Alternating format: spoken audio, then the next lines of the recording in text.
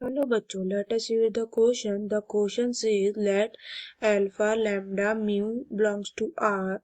Consider the system of linear equations alpha x plus 2y is equals to lambda and 3x minus 2y is equals to mu. Then which of the following statement is correct? तो यहाँ हमें बताना है इनमें से कौन सा statement सही है।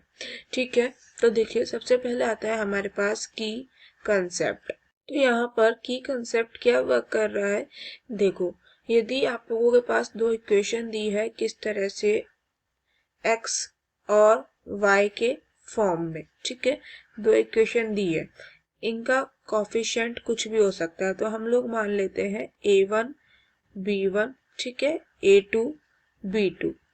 यहाँ आप लोगों को दिया है अल्फा और बीटा। तो देखो यहाँ से डेल कैसे निकालते हैं, एक्स और वाई के जो भी कोफिशिएंट है उन्हें लिख दो इस डिटर्मिनेंट में, तो a1 b1 और a2 b2। ठीक है, अब यदि आपसे डेल 1 पूछे तो क्या करना है, कुछ भी नहीं करना।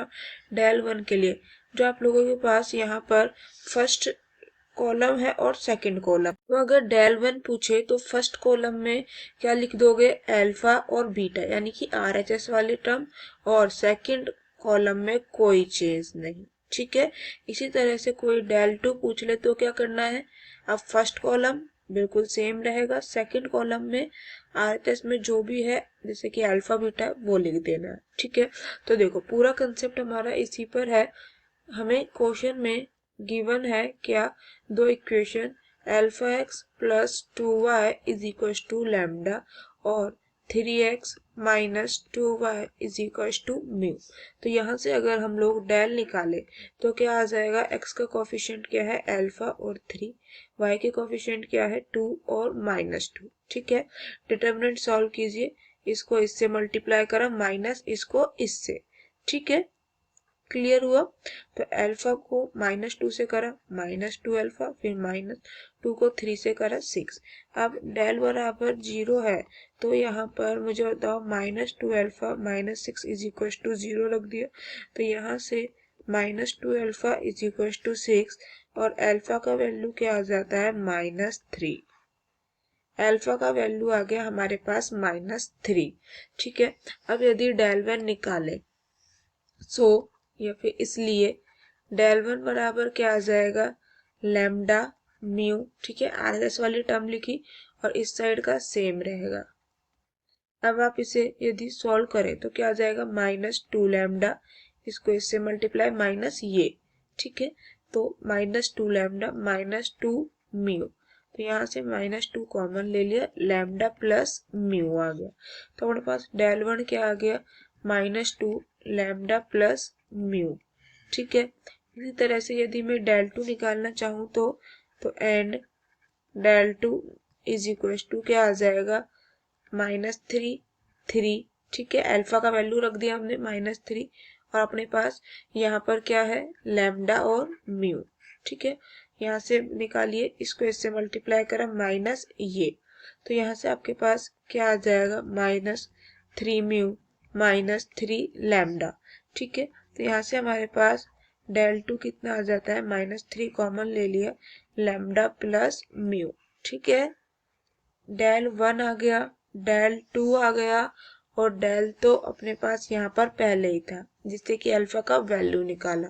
ठीक है, तो देखिए अब यदि ऑप्शंस की बात करें, अब यदि हम ऑप्शंस को देखें तो देखो फर्स्ट ऑप्शन क्या है, फर्स्ट ऑप्शन में हमें दिया है अल्फा बराबर -3, then the system has infinitely many solutions for all values of lambda and mu.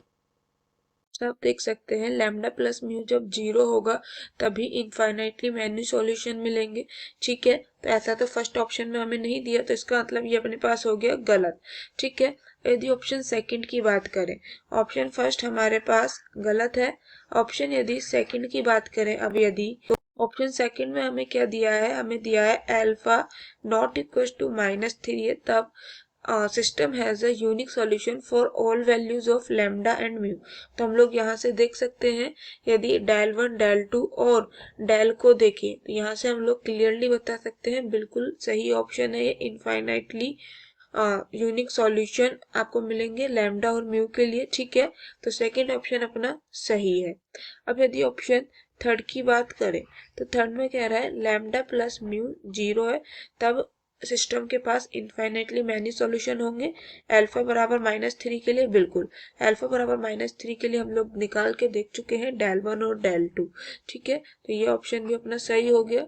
अब यदि फोर्थ ऑप्शन को देखें तो फोर्थ ऑप्शन में हमसे क्या कह रहा है, फोर्थ ऑप्शन में हमसे कहना चाह रहा है कि लैम्डा प्लस म्यू जब नॉट इक्वल टू 0 है तब सिस्टम के पास कोई सॉल्यूशन नहीं होगा। बिल्कुल अल्फा बराबर -3 के लिए कोई सॉल्यूशन नहीं होगा। तो इसका मतलब अपने पास फोर्थ ऑप्शन भी सही है, ठीक है। So our final answer is option 2, option 3 and option 4. Hope you understood it well. Best of luck.